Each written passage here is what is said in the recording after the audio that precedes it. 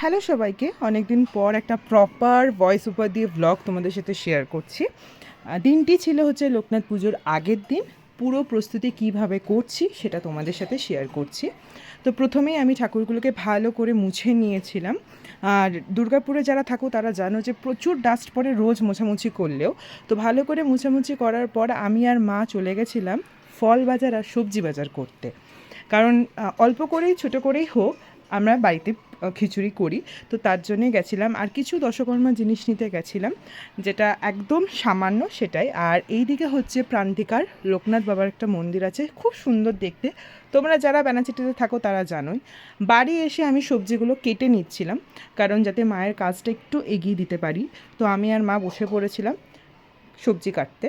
তারপরে মেন যেটা আমার সবথেকে সবসময় ভালো লাগে সেটা হচ্ছে ঠাকুর ডেকোরেশন করার জায়গা। তো আমি মিশো থেকে অর্ডার করেছিলাম কিছু ডেকোরেশনের জিনিস, কিন্তু মা সেটা কোথায় রেখেছে খুঁজে পাচ্ছে না, আমাকে রীতিমতো আবার গিয়ে কিনে আনতে হলো।